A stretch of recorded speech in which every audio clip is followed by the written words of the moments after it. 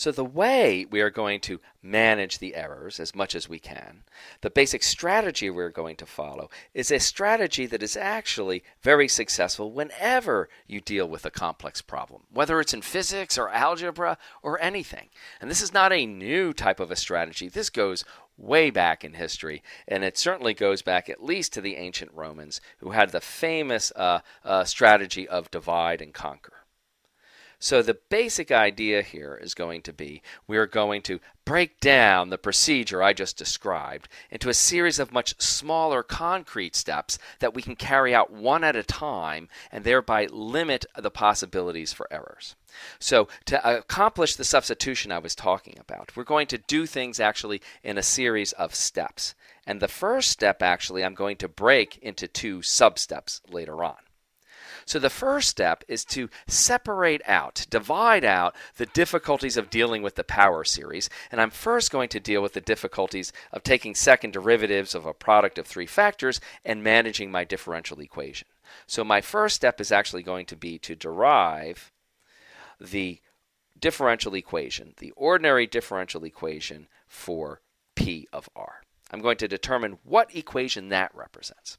And once I know what that equation is, only then, at the end, will I then insert the series expansion.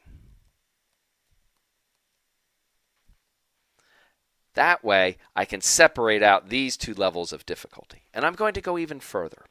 Rather than substituting in a triple product where I need to take two derivatives all at once, which will definitely get very messy, I'm going to divide that itself into two stages.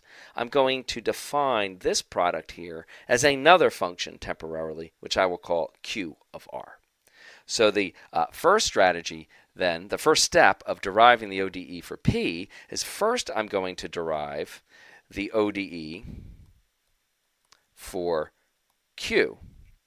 And the way I'm going to do that is I'm going to substitute the fact that rho of R equals R to the L plus 1 times Q of R into the time-independent Schrodinger equation written down above, and that will then allow me to derive the equation actually that Q follows.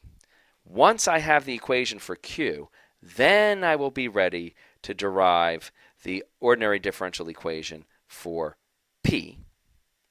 And the way I will do that is I will use the fact, as I've defined things, that I'm going to then substitute in the fact that Q of R itself is written as a product where I have this e to the minus alpha r term first, then multiplying my P of R.